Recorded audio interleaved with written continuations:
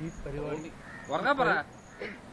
പരിപാടിയുടെ ഉദ്ദേശം എന്ന് വെച്ചാൽ നമ്മൾ എങ്ങനെ ബാക്കിയുള്ളത് ഗൾഫിൽ നിന്ന് വരുന്ന നമ്മൾ ആൾക്കാരെ എങ്ങനെ സീസി ഇട്ട് കള്ള് കുടിക്കുക എന്നുള്ള നമ്മളെ കയ്യിൽ നിന്ന് നമ്മൾ പൈസ ചെലവാക്കി നമ്മൾ മറ്റുള്ളവരെ എങ്ങനെ കള്ള് കുടിക്കുക എന്നുള്ള ഒരു മദ്യപാന യജ്ഞത്തിലേക്കാണ് നമ്മൾ ഈ പരിപാടി. അതിനാണ് നമ്മൾ ഇവിടെ കൊണ്ടുവന്നിട്ടുള്ള ലോകത്തെ ഏറ്റവും വലിയ കള്ളുകുടിക്കാരനായ സുകുമാരൻ നായർ, പങ്കജാക്ഷൻ സഭാപതി ഈ വേദിയിലേക്ക് ഞങ്ങൾ സ്വാഗതം ചെയ്യും. നമ്മളിപ്പോൾ അടുത്തതായി മുക്കം ബ്രദേഴ്സിലെ ടീമായ സൂസനെയാണ് ഞാൻ ഈ പ്രസംഗത്തിലേക്ക് സ്വാഗതം ചെയ്യുന്നത്.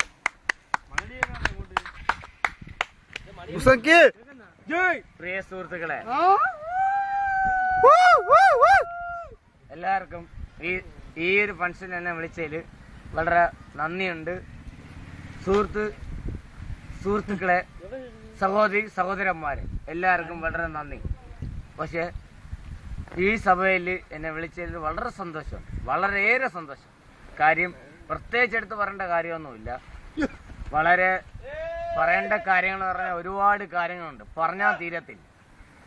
ചെറുപ്രായം തൊട്ട് ഞാൻ എന്റെ പ്രസംഗം ഞാൻ ഈ പ്രായത്തിലും ഞാൻ കാണുന്ന, നമ്മെ അറിയുന്ന, നമ്മെ നാടെ അറിയുന്ന, നമ്മളെ നാട്ടിനെ കുറിച്ച് അറിയുന്ന, ഈ പ്രസംഗം നമ്മളെ കൂട്ടുകാരെ അറിയുന്ന, നമ്മളാണ് എല്ലാം. നമ്മളെ വീട്, നമ്മളെ അയലത്തെ വീട്ടിലുള്ള വീട്, നമ്മളെ സുഹൃത്തുക്കൾ, അവരൊക്കെയാണ്. നമ്മളെ കൂട്ടുകാരെല്ലാം വെളിയിൽ പോയാലും നമ്മളാണ് ആ വീടിന്റെ കാവൽ. അതാണ് നമ്മുടെ ഏറ്റവും വലിയ സ്നേഹം, അതാണ് നമ്മുടെ സ്നേഹം.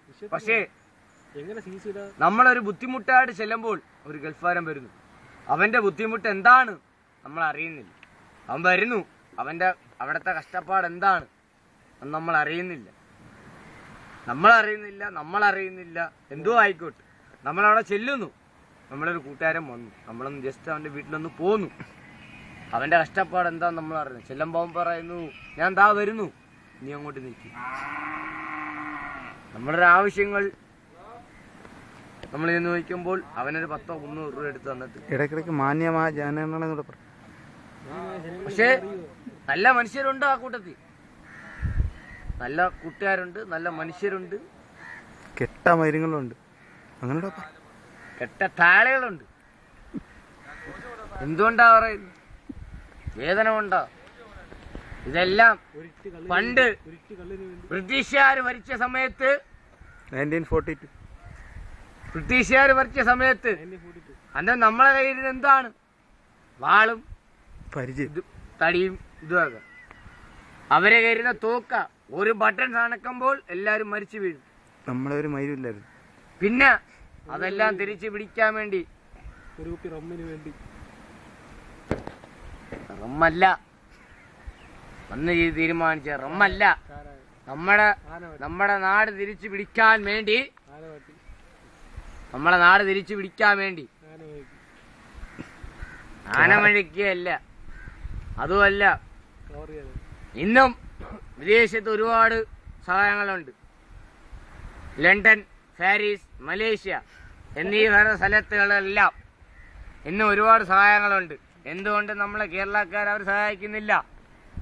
ഒരു നേരത്തെ ആഹാരത്തിന് വേണ്ടി ഇന്നും ഇവിടെ കേരളക്കാർ ബുദ്ധിമുട്ടി ജീവിക്കുന്നുണ്ട്.